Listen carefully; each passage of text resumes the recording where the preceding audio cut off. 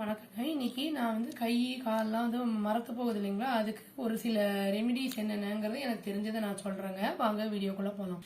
அதாவது ரொம்ப நேரம் நம்ம ஒரே இடத்துல உட்காந்துருக்கோம், அது ஆக்டிவிட்டிஸே இல்லாமல் இருக்கு அப்படின்னா மரத்து போயிடும். அந்த மாதிரி இருக்கும். அதனால பிசிக்கல் ஆக்டிவிட்டிஸ் கண்டிப்பா முக்கியம். அதே மாதிரி விட்டமின் டெஃபிஷியன்சி இருந்ததுன்னா மரத்து போகும். அதை விட்டமின் டெஃபிஷியன்சி இல்லாம பாத்துக்கணும். அப்புறம் பிபி இருந்தா கூட நம்மளுக்கு மரத்து போகுங்க. அப்போ நாக்கு பேச்சு கூட நம்மளுக்கு சரியா இருக்காது, ஒரு மாதிரி குழரும். அதனால பிபி எல்லாம் கண்ட்ரோல்ல வச்சுக்கிறது நல்லது.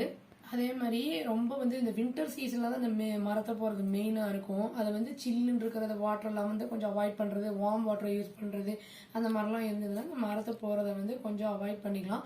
பட் ஸ்ட்ரெஸ் எல்லாம் இல்லாம இருந்ததுன்னா நம்மளுக்கு இந்த பிபி கண்ட்ரோல்ல இருக்கும்போது நம்மளுக்கு இந்த மரத்தை போறது அந்த மாதிரி அந்த இதெல்லாம் இருக்காது. சில பேர் என்ன பண்ணுவாங்கன்னா இதுக்கெல்லாம் கூட அந்த விட்டமின் சப்ளிமெண்ட்ஸ் எல்லாம் எடுத்துப்பாங்க. அதுக்கு பதிலாக நம்ம வெஜிடபிள்ஸ் அண்ட் ஃப்ரூட்ஸை நம்ம சாப்பிடும்போது இயற்கையாகவே இது நம்ம நேச்சுரலாகவே இந்த ப்ராப்ளம்ஸை சால்வ் பண்ணிடலாம். சில பேருக்கு சில்லுன்னு இருந்ததுன்னா ஒத்துக்காது. அதனால நம்ம அவங்க என்ன பண்ணலாம் அப்படின்னா கால்லாம் தரையில பட்டாலே அவங்களுக்கு ஒத்துக்காது. அந்த மாதிரி தான் செருப்பு போட்டுக்கலாம். வீட்டுக்குள்ள தனியாக செருப்பு, வெளியே போறதுக்கு தனி செருப்பு, அந்த மாதிரி. அப்புறம் கையில கிளவுஸ் மாதிரி போட்டுக்கலாம் சும்மா இருக்கும்போது. அதான் வார்மா வச்சுக்கிறதுக்கு தான். அதாவது இந்த மாதிரிலாம் நம்ம இருந்தோம்னா நம்ம ப்ரொடெக்ட் பண்ணிக்கலாங்க. அவ்வளவுதான். Thank you. Please do like, share and subscribe our channel and click the bell icon and click the all option. Thank you.